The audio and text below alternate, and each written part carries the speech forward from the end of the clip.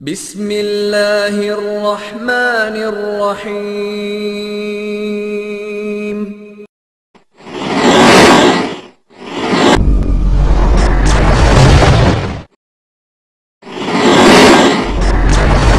زیدی نظر اٹھا کے ذرا دیکھ تو صحیح، یہ گھر جو جل رہا ہے کہیں تیرا گھر نہ ہو۔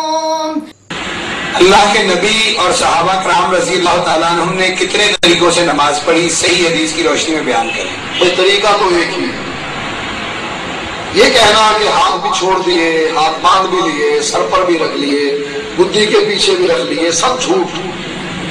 اللہ کے نبی کا ایک ہی طریقہ ہے جو بخاری اور مسلم کی کتابوں میں موجود ہے۔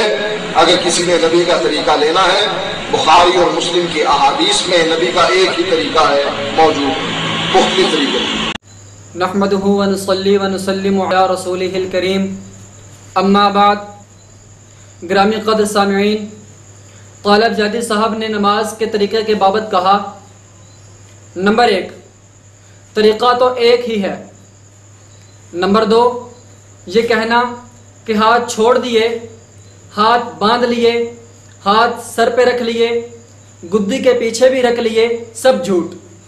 نمبر 3، اللہ کے نبی صلی اللہ علیہ وسلم کا ایک ہی طریقہ ہے جو بخاری اور مسلم کی کتابوں میں موجود ہے۔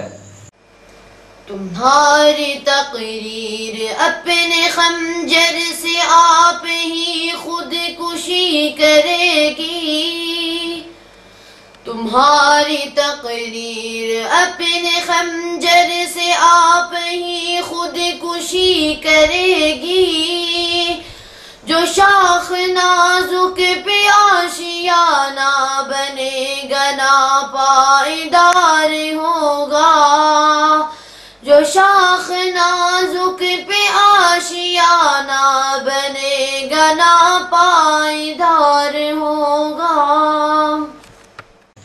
محترم سامعین، نماز میں ہاتھ باندھنا یا ہاتھ چھوڑنا تو ہم آج تک دیکھتے اور سنتے آئے ہیں، لیکن طالب زیدی صاحب آپ نے جو مزید 2 طریقے بتائے ہیں، یعنی ہاتھ سر پہ رکھنا یا ہاتھ گدی پہ رکھنا، ان کی بابت بھی وضاحت کر دیں کہ اس پر کون عمل پیرا ہے، یا پھر یہ دونوں طریقے طالب زیدی صاحب کے من گھڑت اور خانہ ساز ہیں اور یہ ان کی غلط بیانی ہے۔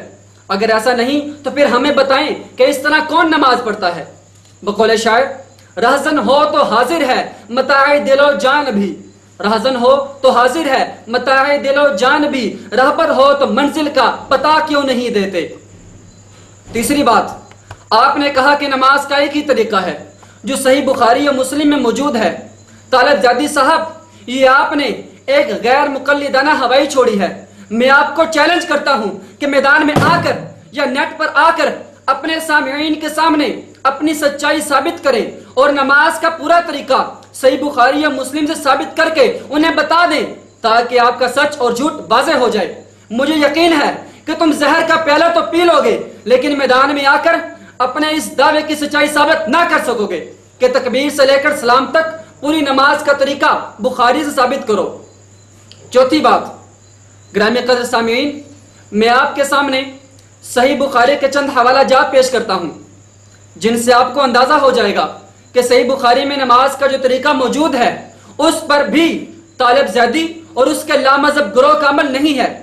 اب وہ حدیثیں بھی میں بتاتا ہوں اور پھر دیکھتا ہوں کہ سیٹلائٹ ٹاؤن راولپنڈی کی صفا مسجد میں ان حدیثوں پر عمل درآمد ہوتا ہے یا نہیں۔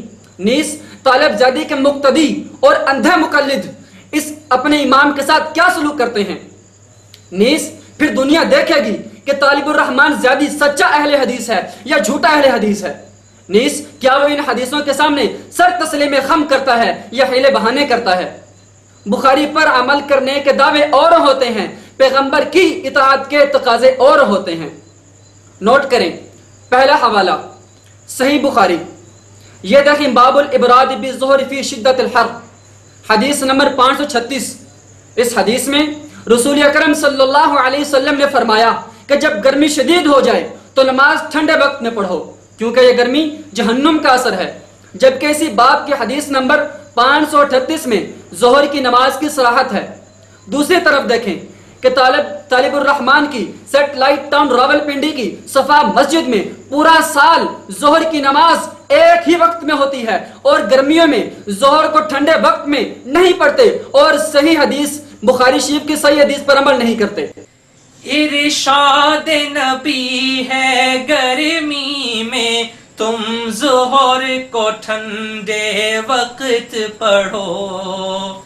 ارشاد نبی ہے گرمی میں تم ظہر کو ٹھنڈے وقت پڑھو. کیوں جلدی میں رد کرتے ہیں, کیوں جلدی میں رد کرتے ہیں یہ لوگ بخاری کی باتیں. ہر صبح بخاری کا نعرہ, ہر شام بخاری کی باتیں. اپنائیں بخاری جب چاہیں, ٹھکرائیں بخاری جب چاہیں. اپنائیں بخاری جب چاہیں, ٹھکرائیں بخاری جب چاہیں. ہر لمحہ روپ بدل کر بھی, ہر لمحہ روپ بدل کر بھی کرتے ہیں بخاری کی باتیں. ہر صبح بخاری کا نعرہ, ہر شام بخاری کی باتیں. دوسرا حوالہ صحیح بخاری باب التأذین عند الخطبہ حدیث نمبر 916. اس حدیث میں جمعہ کی 2 اذانوں کی بابت صحیح بخاری شریف میں ہے کہ فثابت الامر علی ذالک, کہ عثمان رضی اللہ تعالی عنہ والی اذان پر امت کا مسلسل عمل شروع ہو گیا, جبکہ سیٹلائٹ ٹاؤن راولپنڈی کی صفا مسجد میں طالب الرحمان زیدی صحیح بخاری کی مخالفت کرتا ہے. بقول شاعر عثمان کی اذان پہ بخاری نے لکھا ہے عمل سب امت کا.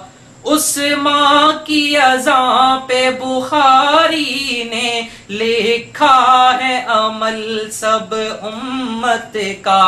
اس دور میں کیوں رد ہوتی ہے, اس دور میں کیوں رد ہوتی ہے لا ریب بخاری کی باتیں. ہر صبح بخاری کا نعرہ, ہر شام بخاری کی باتیں. یوں گرامی قدر سامعین, میں نے صحیح بخاری سے نماز سے متعلق 2 حدیثوں کا ذکر کیا ہے. اب وقت بتائے گا کہ صحیح بخاری کا نام الاپنے والا طالب زیدی ان حدیثوں پر عمل کرتا ہے یا نہیں. بقول شاعر ہر صبح بخاری کا نعرہ, ہر شام بخاری کی باتیں. دکھلاوا چند مسائل کا منظور نہیں ہے سب باتیں. 2-4 حدیثیں مطلب کی محفل میں سناتے ہیں, لیکن 2-4 حدیثیں مطلب کی محفل میں سناتے ہیں, لیکن یہ لوگ چھپائے پھرتے ہیں کچھ اور بخاری کی باتیں. یہ لوگ چھپائے پھرتے ہیں کچھ اور بخاری کی باتیں. ہر صبح بخاری کا نعرہ, ہر شام بخاری کی باتیں. حقیقت حال یہ ہے کہ تم لامذہبوں کی سوئی ایک ہی جگہ اٹکی ہوئی ہے. تم سب نے اپنے فرقے کے مخصوص عقائد بنا رکھے ہیں اور تمہارا ہر خاص و عام, عالم اور جاہل, کمہار اور موچی, افسر اور چپڑاسی, ڈرائیور اور تانگا باند, زمیندار اور چرواہا, पढ़ा लिखा और अनपढ़, उस्ताद और शागिर्द, मुकर्रिर और सामे, मर्द और औरत, बूढ़ा और जवान, हर शख्स इन्हीं मखसूस अकायद और अफकार में अपने 150 साल पुराने वडेरों की अंधी तकलीद कर रहा है और उसे तहकीक और इत्तिबा का नाम देकर खुद फरेबी में मुब्तला है। यूं तुम्हारा हर फर्द किसी न किसी इमाम मस्जिद का मुकल्लिद है, किसी मुकर्रिर और खतीब का मुकल्लिद है, किसी मुसन्निफ और अदीब का मुकल्लिद है या किसी प्रोफेसर और डॉक्टर का मुकल्लिद है। मोहतरम सामिईन, आपके ज़हन में फौरन ये सवाल उभरेगा कि फिर सब लोग इन्हें गैर मुकल्लिद क्यों कहते हैं। तो वादे रहे कि जिस तरह उम्मत इस्लामिया के तमाम लोग पूरी दुनिया में आइमा अरबा में से किसी एक की तकलीद करते हैं और मुकल्लिद कहलाते हैं, उनकी तरह ये आइमा अरबा में से किसी की तकलीद नहीं करते, लिहाजा इस हिसाब से ये गैर मुकल्लिद कहलाते हैं। फिर जब अमल करते वक्त ये लोग अपने आप को बेबस और बेकस महसूस करते हैं, तो फिर 15वीं सदी के मौलवियों की अंधी तकलीद करते हैं। और ये एक ऐसी हकीकत है कि नाम निहाद अहले हदीस भाई भी इसका इनकार नहीं कर सकते। इनसे मेरी दरख्वास्त है कि रात को सोने से पहले तन्हाई में बैठकर सोचो कि उम्मत इस्लामिया के मुत्तफिका आइमा की तकलीद छुड़ाकर तुम इन मौलवियों की तकलीद नहीं कर रहे। सिर्फ नाम अहले हदीस रख लेने से क्या फर्क पड़ता है? क्या जमात इस्लामी का मिंबर यह समझ ले कि बस जमात इस्लामी की मिंबरशिप से मैं इस्लामी हो गया हूं और मेरे अलावा बाकी सब जमातों के मिंबरान गैर इस्लामी हैं? और क्या जमात इस्लामी के किसी मिंबर ने कभी यह दावा किया? फिर किस तरह तुम अपनी जमात का नाम अहले हदीस रखकर इस खुशफहमी में मुब्तला हो गए कि बस हम ही अहले हदीस पर अमल करते हैं और बाकी लोग हदीसों पर अमल नहीं करते? तुम्हें 2-4 इख्तिलाफी मसाइल के दलाइल में उलझाकर इस गलतफहमी में डाल दिया गया। ज़ैदी साहब बतौर रहबर हो और लामज़हब लोग उनके पीछे चलने वाले हो, तो शायर इनकी बाबत कहता है, अंधों को हिदायत कैसे मिले, अंधों को पकड़ कर चलते हैं। अरे अंधों को हिदायत कैसे मिले, अंधों को पकड़ कर चलते हैं। बीनों से अदावत रखते हैं, बीनों की शिकायत करते हैं। तू इधर उधर की न बात कर, तू इधर उधर की न बात कर, ये बता के काफिला क्यों लुटा। तू इधर उधर की न बात कर, ये बता के काफिला क्यों लुटा। मुझे रहज़नों से गिला नहीं, मुझे रहज़नों से गिला नहीं, तेरी राह